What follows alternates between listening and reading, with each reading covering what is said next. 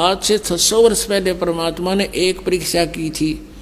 एक वैश्या को, सुप्रसिद्ध वैश्या को हाथी पर बैठा के और हाथ में गंगा जल लेकर बोतल में और मुंह का लगा के और उस वैश्या को हाथी पर बैठा के पूरे बाजार में घूम गए।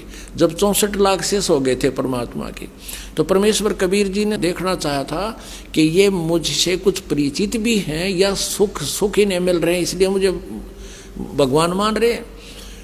तो उसमें क्या हुआ कि सभी के सभी इस लीला को देखकर 64 लाख के 64 लाख भगवान से विमुख हो गए। लोक वेद सुन के दुनिया कहने लगी, देख थारे गुरुजी ने कितने निकम्मे हैं, ये कैसा जुल्म कर रहे हैं, सरेआम वैश्यावर्ती कर रहे हैं, शराब पी रहे हैं, वैश्या को साथ लिए। अब वो मूर्ख थे।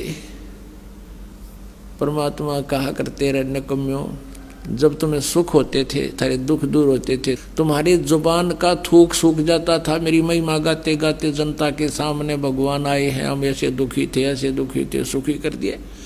और आज मैं इतना गंदा हो गया कि शराब भी पीऊँ और वैश्यावर्ती भी करूँ, तुम्हारी इतनी बुद्धि भी काम नहीं करी, जाओ पड़ो बाढ़ में। यही देखना चाहो थे परमात्मा।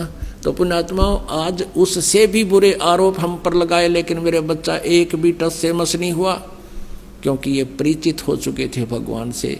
तो इस शिक्षा का हमें ये लाभ हुआ है कि हम भगवान को पहचान रहे हैं। यह परीक्षा थी। और अब देखना ये विस्तार कितनी स्पीड से विश्व में जाएगा। हमारा उद्देश्य है कि सब मानव समाज इस तत्व ज्ञान से परिचित हो, और जिससे ये माया की दौड़, माया की हाहाकार मच रही है, इसके पाने के लिए ना भाई देखता, ना बेटा देखता, ना माँ, ना कुछ।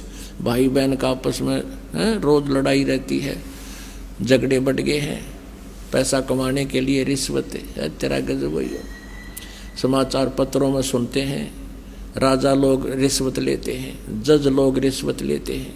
आग लगी, फिर रह गया कि इस पृथ्वी पर फिर कौन जीव बचेगा। पुण्यात्माओं,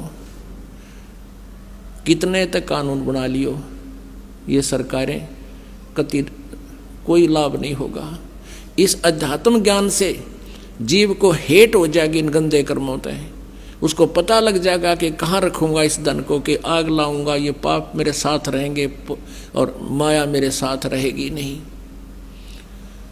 तो इस आधार से पूरे विश्व में शांति होगी। हम भगवान की भक्ति में बहुत समय लगा सका करेंगे। अब तो दिन रात माया जोड़न की तगड़मबाजी, फार्मूले याद रखें हम कैसे धन जुड़े। और धन वही मिलना जितना भाग्य में, उससे अधिक मिल नहीं सकता। और परमात्मा कबीर जी की शरण में आने के बाद आपके भाग्य में ना होगा तो भी देगा।